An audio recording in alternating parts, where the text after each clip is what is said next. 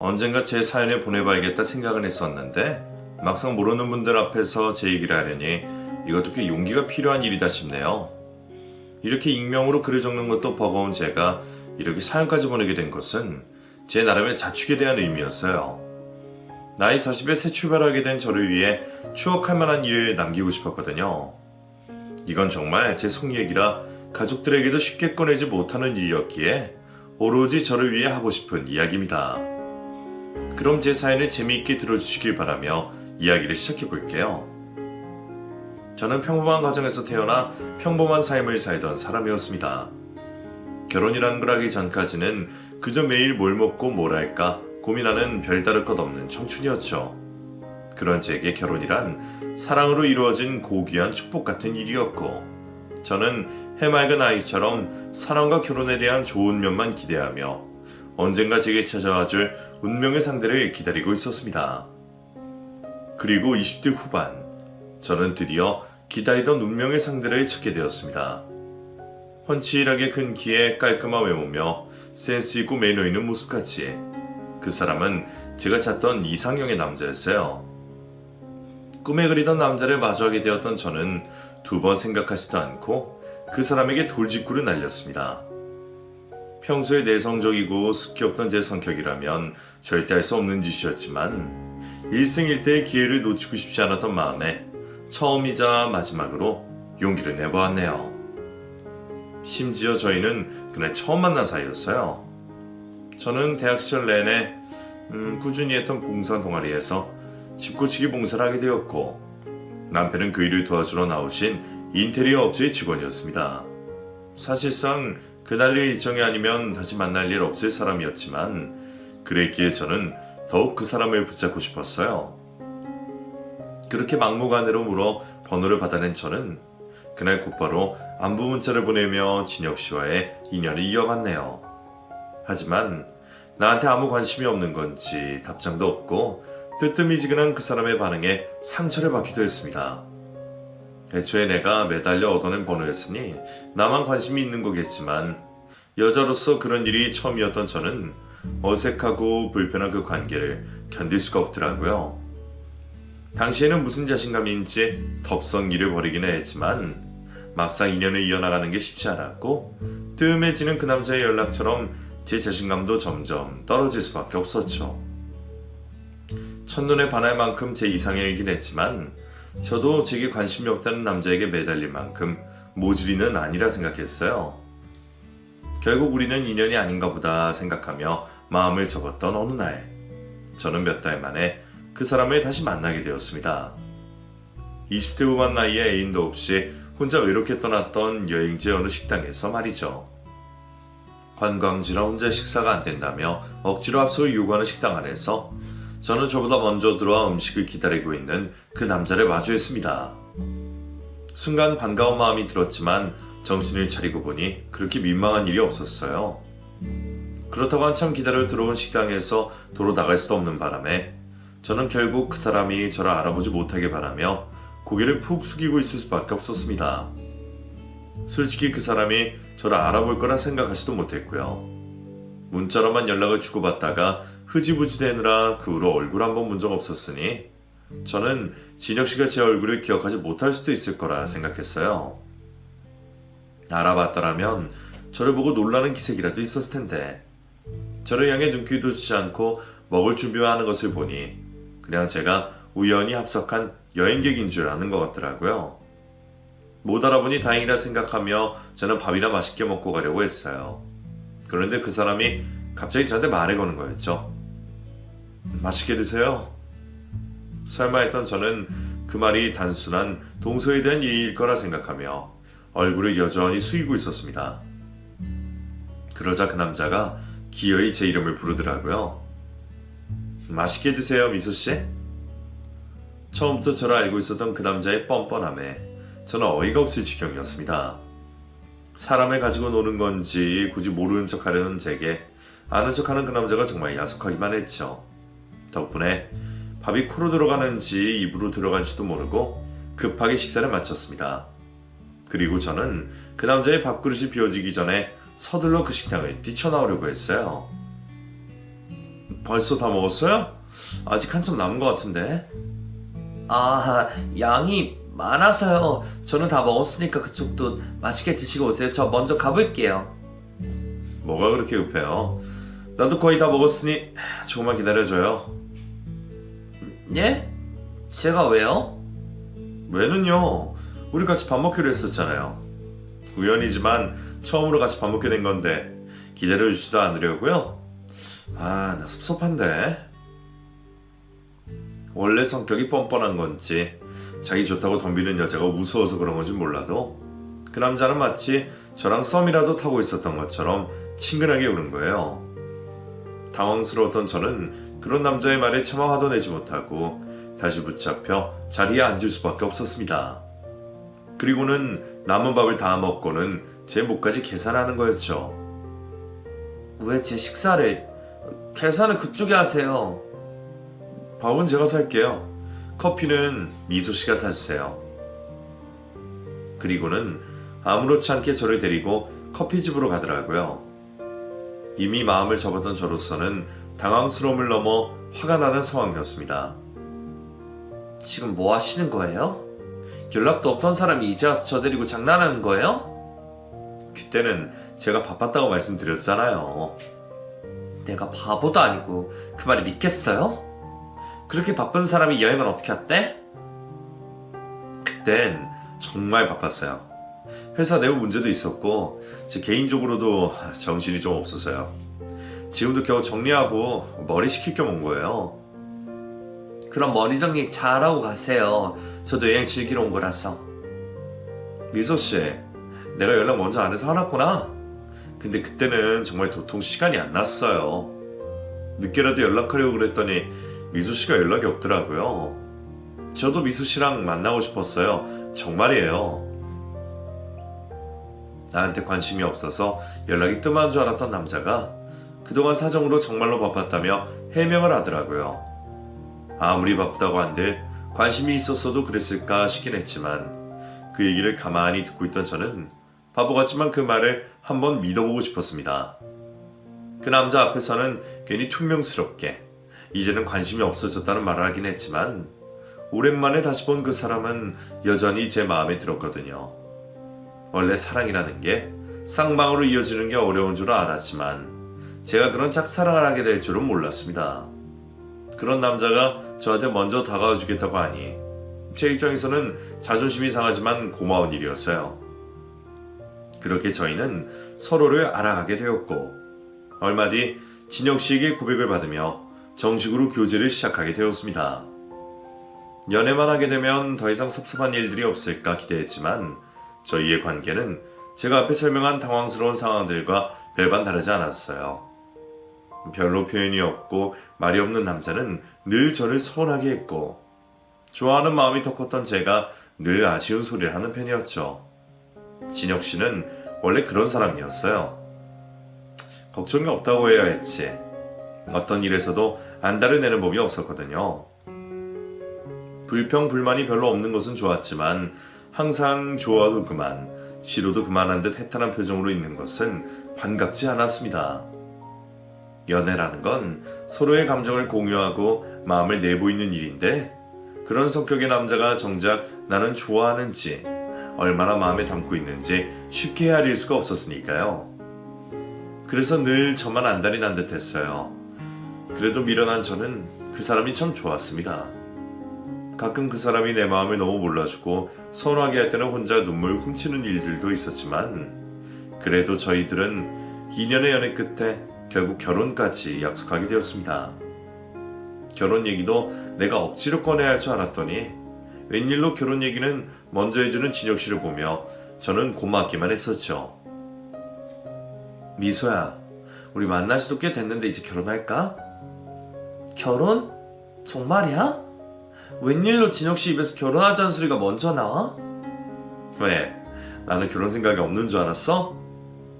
그동안 결혼 얘기 먼저 한 적도 없고 진혁 씨가 결혼이나 연애에 안달하는 성격 아닌 것 같아서. 그건 그렇긴 하지. 나야 뭐 혼자서도 잘 사는 사람이니까. 거봐, 근데 무슨 결혼을 하지? 사람 괜히 또 섭섭하게 하고 있어. 그런 말이 아니라 그냥 나라는 사람이 그렇다는 거지. 결혼 안 하겠다는 건 아니잖아. 내가 결혼을 해야 한다면 당연히 미소 너랑 하겠지. 미소 너라면 결혼도 괜찮을 것 같거든. 무슨 프로포즈를 그렇게 하는 남자가 다 있는지. 결혼까지 해도 그만, 안 해도 그만이라든 말하든 진혁씨에게 저는 또 섭섭해졌습니다. 하지만 그 뒤에 이어서 나라면 결혼을 하고 싶다는 그 한마디에 저는 앞에 서운함을 모두 잊어버릴 정도로 행복해지고 말았죠. 글을 적으면서 봐도 제가 참 순진하고 바보 같았다네요. 그놈의 사랑이 뭐라고, 자존심도 다 내려놓고 그렇게 매달리는 건지 말이에요. 그래도 그때 저는 온 마음을 다해 그 사람을 사랑했고 그것보다 더 큰 사랑은 다시는 없을 거라 생각했어요. 그래서 저는 그 사람과의 결혼을 결심했습니다. 프로포즈 아닌 프로포즈를 받고 양가집안에 인사를 드리며 결혼 허락을 받게 되었죠. 진혁씨와 언제나 늘 당당하고 굽김이 없는 사람이었기에 저희 부모님께도 흔쾌히 합격증을 받아냈어요. 저희 부모님이야 막내딸 결혼에 굳이 반대하실 분들은 아니시기에 쉽게 허락이 떨어졌을지 모르겠지만 제가 고른 남자를 부모님도 좋아해 주신다는 게 내심 기뻤습니다. 사람 괜찮아 보이더라. 깍듯하고 점잖고 딱 너희 아버지가 좋아하실 만한 사람이네. 뭐 사람은 겪어봐야 하는 거겠지만 네가 좋다니 우리가 반대할 일 뭐 있겠니. 어쨌든 네가 좋아서 하는 결혼이니까 현명하게 잘해. 그 집에 인사드리러 갈 때도 예의 바르게 잘 다녀오고. 철없는 막내딸을 늘 걱정하시던 부모님은 제가 괜히 예비시댁에서 실수라도 할까봐 걱정을 하셨지만 평소 어른들을 대하는데 어려움을 느끼지 않던 저는 나름 자신이 있었습니다. 봉사활동 다니며 어르신들을 자주 뵙기도 했고 제가 어른들이 싫어하실 스타일은 아니었거든요. 그렇게 나름 자신감 있게 예비시댁으로 찾아갔지만 제가 뵙게 된 시어머니는 제 예상과는 전혀 다른 분이셨습니다. 일찍이 아버님을 떠나보내시고 홀로 4대 독자 아들을 가르쳤던 시어머니는 그동안 해오셨을 고생만큼이나 꼬장꼬장해 보이셨고 냉랭한 시어머니의 표정에 저는 왠지 불길한 생각을 할 수밖에 없었어요. 그리고 그 불안한 생각은 머지않아 현실이 되었습니다. 결혼 허락을 받으러 집에 찾아왔던 날 시어머니는 제게 생시를 물어보셨어요. 저는 성당에 다녀서 그런 쪽으로는 전혀 몰랐지만 시어머니께서 결혼하기 전에 궁합을 봐야 한다고 하시니 저도 별 생각 없이 부모님께 들어가며 제 생시를 알려드렸습니다. 종교인 입장에서는 괜히 미신 같은 걸 믿는 게 찝찝했지만 궁합이야 재미로 보는 거니까 무슨 문제가 있을까 싶었어요. 하지만 저는 얼마 뒤 그 일로 청천벽력 같은 이야기를 듣게 되었습니다. 저희의 궁합을 보고 오신 시어머니가 제 사주에 문제가 있다는 이유로 저희들의 결혼을 반대하셨거든요. 니들 결혼 절대 허락 못한다. 예? 그게 무슨 말씀이세요? 갑자기 반대를 하신다뇨. 내가 사주를 보고 왔는데 너희는 아무래도 안 되겠다. 너희들은 물과 불 같은 상극이란다. 둘이 만나면 좋을 게 아무것도 없고 같이 있으면 특히 진혁이 니가 큰 화를 입는다는구나. 뭘 하든 안 풀리고 둘이 같이 있으면 좋을 게 없다는데 그 소리 듣고 어떻게 결혼시키겠니? 아무튼 이제라도 알았으니 결혼 얘기는 없던 걸로 하고 너희들도 하루빨리 정리하도록 해. 겨우 궁합 때문에 파혼을 하는 게 말이 돼요? 저는 이해 못해요, 어머니. 네가 이해하고 말고 할 문제가 아니야. 네 인생을 생각해서라도 이 결혼은 안 돼. 궁합을 믿지 않았던 저는 그 말이 핑계처럼 들리기만 했습니다. 세상 사람들이 전부 궁합 보고 결혼하는 것도 아닐 텐데 저희들의 궁합이 안 좋다는 이유로 갑자기 결혼에 반대하시는 어머니의 말씀을 도통 이해할 수 없었죠. 게다가 저희 집에서는 이미 결혼이 진행되고 있는 줄 알고 계시는 상황에서 시어머니가 결혼을 반대하신다고, 그것도 궁합 때문이라고 얘기를 들은 게 맞는지 혼란스럽기만 했어요. 제가 찾아가 봤자 재수 온 묻는다며 만나주지도 않으시니 나서서 시어머니를 설득할 수도 없었고 제가 탐탁지 않아 반대를 하시는 상황에 저는 더 걸림돌이 될 뿐이었습니다. 결국 진혁씨 혼자 어머니를 선택하여 혼자 고생을 시작하게 되었죠. 그나마 자식이라 다를까 싶었지만 오히려 가까운 사이일수록 화가 커지는지 그 후로 매일 어머니와 싸운다는 진혁 씨의 얘기에 저는 괜히 미안한 마음이 들었습니다. 괜히 나 때문인 것 같아서 미안하네. 자기가 미안한 게 뭐 있어. 우리 어머니가 말도 안 되는 억지를 부리시는 건데. 나는 궁합 같은 거 믿지도 않고 설령 정말 우리 궁합이 안 맞는다 그래도 상관 안 해. 우리가 좋으면 결혼하는 거지. 우릴 알지도 못하는 사람들이 얘기하는 미신을 믿고 결혼을 포기할 순 없잖아. 평소에는 너무 고집이 있어서 답답하던 진혁 씨의 성격이 그때만큼은 안심이 될 수가 있었네요. 자기 고집이 확고하던 진혁 씨는 결국 어머니를 이겨냈고 저희는 곧바로 상견례를 잡으며 결혼 준비를 이어갈 수 있었습니다. 그 사이에 두 사람 사이에서 무슨 일이 있었고 어떤 말들이 오가는지 모르지만 그 후로 제가 시어머니 눈밖에 났던 것은 사실이었습니다. 아들 고집에 마지못해 저를 받아주셨는지 어머니는 제가 집으로 온 후로도 제가 마음에 안 드는 티를 참 많이 내셨죠. 그래도 시어머니가 저희 결혼에 허락해 주신 것만으로 다행스럽던 저는 다른 불만을 가질 수가 없었어요. 그렇게 우여곡절 끝에 결국 결혼을 하게 된 후로 저는 남편과 행복한 결혼 생활을 보낼 수 있었습니다. 남편만 생각한다면 정말 그랬어요. 사람이 갑자기 바뀔 일은 없는지 결혼 전이나 후나 여전히 표현이 적고 무던한 사람이었지만 그런 남편에게 익숙해졌던 저는 그런 남편이 마냥 좋았습니다. 짝사랑이나 다름없는 연애였을지 몰라도 저는 남편이 저를 사랑하고 있다고 생각했어요. 나를 만나기 전에는 결혼 생각도 못 해봤다는 사람이 결국 나랑은 결혼까지 했으니 그런 남자의 마음을 움직인 내가 승리자가 아닐까 싶은 도취감까지 느꼈었죠. 그렇게 남편을 떠올리기만 해도 웃음이 나고 남편과 함께면 늘 안정적이고 행복했던 저였지만 빛의 그림자가 지는 것처럼 그런 저희 결혼이 늘 행복하기만 했던 것은 아니었습니다. 처음부터 시어머니 반대를 이겨내고 결혼을 했던 탓에 시어머니와의 관계가 쉽지만은 않을 거라 생각했지만 저희 고부관계는 생각보다 더 어렵고 힘들었어요. 시어머니도 부모님이나 마찬가지인데 누구보다 가까워야 할 가족이 나를 싫어한다면 그것보다 견디기 힘든 건 더 없지 않을까요? 그래서 저는 시어머니가 저를 미워하신다는 게 늘 마음에 사무쳤어요. 그래도 결혼 초반에는 어떻게든 버틸만 했던 것 같습니다. 저를 싫어하시는 티를 숨김없이 드러내시는 분이셨지만 결혼 이후 일하던 인테리어 회사를 그만두고 자기 회사를 차리느라 바쁜 남편 덕분에 어머니를 자주 뵐 일이 없어서 부딪힐 일이 별로 없었어요.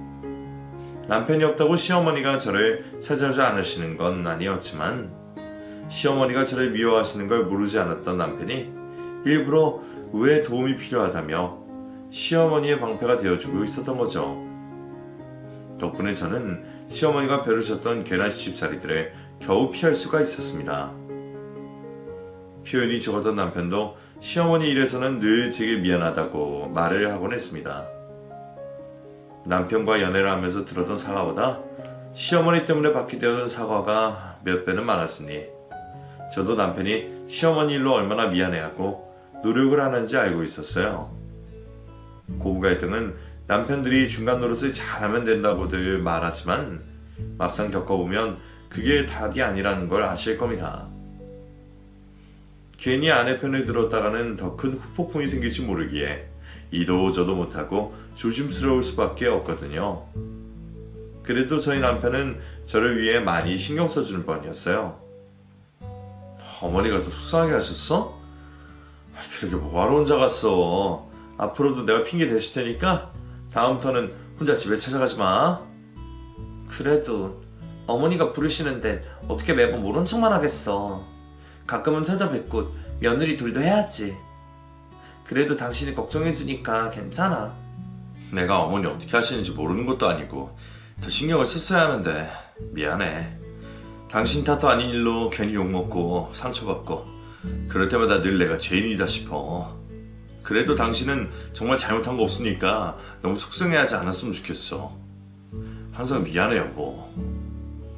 무심한 줄만 알았던 남편이 그렇게 저를 걱정해주니 저는 고마운 마음에서라도 더 잘하려 노력할 수밖에 없었습니다.